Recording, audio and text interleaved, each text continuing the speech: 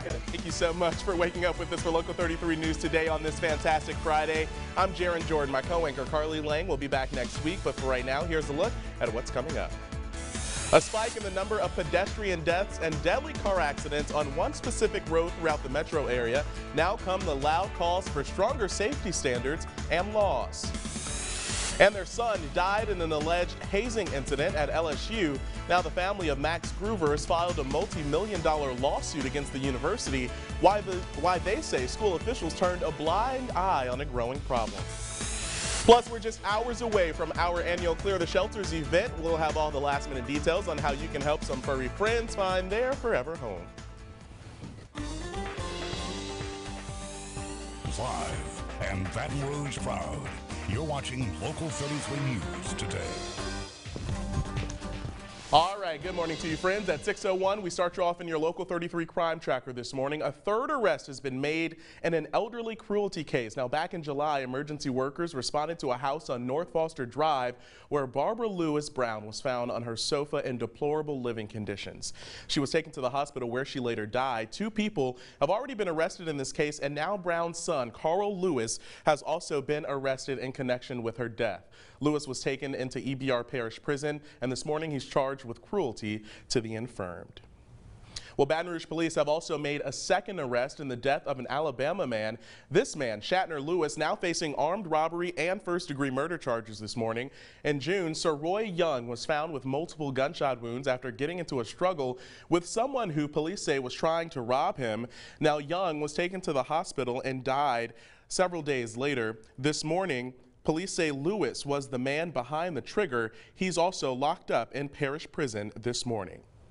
Now, state police have also arrested these 2 men on charges of being in possession of and the distribution of child pornography. 52-year-old Benjamin Bell is now charged with 500 counts, and 31-year-old Ore Fontenot facing similar charges. Both arrests stemmed from the same online investigation carried out by the State Police Special Victims Unit. Troopers this morning say their investigation remains ongoing. Well, despite a violent week of crime around the capital city, Baton Rouge's top cop says the city just had its safest July in 16 years. Now, this time last year, there were 50 homicides compared to 48 so far this year. During the summer months, when you typically see an increase in crime, there were 33 homicides in 2017 compared to the 12 we've experienced so far this summer. According to Baton Rouge Police Chief Murphy Paul, last month was the safest July in Baton Rouge since 2002. The chief credits all of it to the community and the people calling into Crime Stoppers with tips. It's people like you who make Baton Rouge better. Keep talking, because we will never, ever stop listening. You are not alone in this fight on crime. We got your 6. We got your back, Baton Rouge. Now, Chief Paul says a number of community initiatives like what you're looking at right there, the Truce Program and Prayer Patrol, are helping to improve the city's crime problems. Turning to some developing news this morning, the family of the late LSU freshman Maxwell Groover has filed a multi-million-dollar lawsuit against the university. Groover's family filed a federal lawsuit seeking a trial by jury and $25 million in damages. Groover was the freshman fraternity pledge who died of alcohol poisoning during an alleged hazing incident last fall. The 65-page suit filed in federal court alleges the university turned a blind eye to a culture of excessive drinking at the fraternity.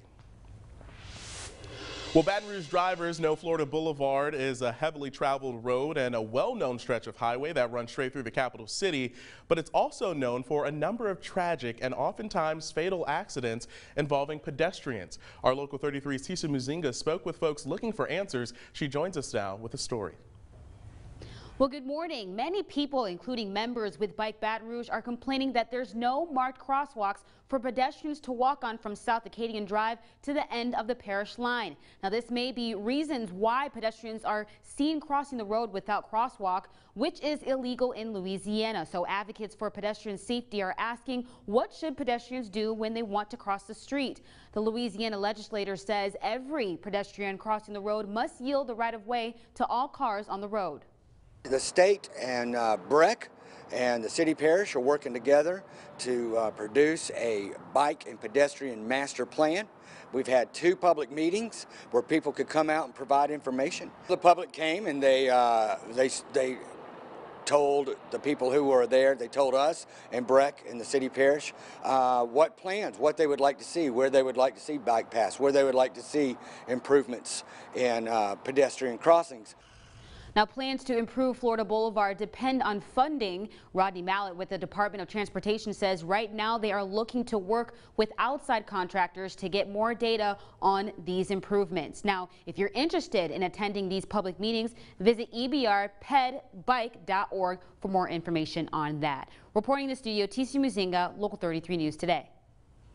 All right, and we want to bring you into the conversation as well. One of the questions that we're talking about on social media this morning is this one. We want to know, what do you think is the most dangerous road in Baton Rouge and why? We also want to hear from you on what you think can be done to improve some of the roads throughout the capital city. So head to Facebook right now, search for WVLA Local 33, leave your comment on this post, and you could see your response pop up right here on Local 33 News Today. Speaking of getting around the capital city, if you've ever wanted to take a bus in Baton Rouge, but for one reason or another it just didn't work out, CATS is wanting to make the system work better for you. So they've been holding public meetings this week to tell people about new proposals to improve the transit system. The bulk of the changes that officials are proposing focus on eliminating unused routes and adding new, efficient ones.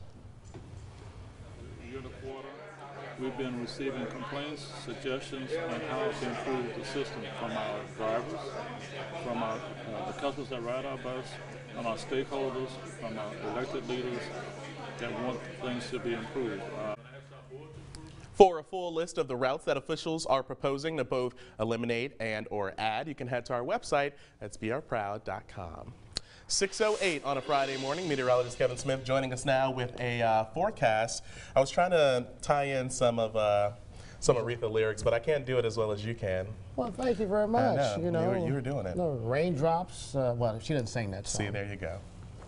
Let's move right along, shall we? With the raindrops we saw yesterday, at least right there on Doppler radar, actually now, a little bit some showers are trying to creep in from the south with the sea breeze. You see a little bit of a cell that's moving toward Franklin, right along US 90, more cell toward the North Shore. All this is moving in from the north, at least from the south to the north. So hour by hour, we're starting out with temperatures in the 70s. We'll see high temperatures right around 91 to 92, and the coverage of rainfall, of course, will be around 50%, but the feels like temperature, at least we're going around 103 to 105. I don't think we're going to hit 109, and you see the rain chances 50 to 60%. But here we go, Jaron.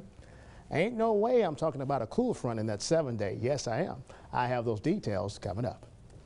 I'm going to say a little prayer for a little bit of rain. Oh, how about that? How about that? All right, well, still to come on Local 33 News Today, we are talking about a very special event happening this weekend, Brunching for a Cause. We're going to be sitting down with some of the organizers right after a short break. But first, it is 6:09 on this Friday morning as you take a live look outside at Camp Bow Wow in Baton Rouge. We are getting ready for our second annual Clear the Shelters event. It's happening tomorrow morning from 9 a.m. until 1 p.m. We're going to have all of the fun details on how you can help some of our favorite forever friends find forever homes. We're going to take a quick break. We'll be right back with much more Local 33 News Today. Stay with us.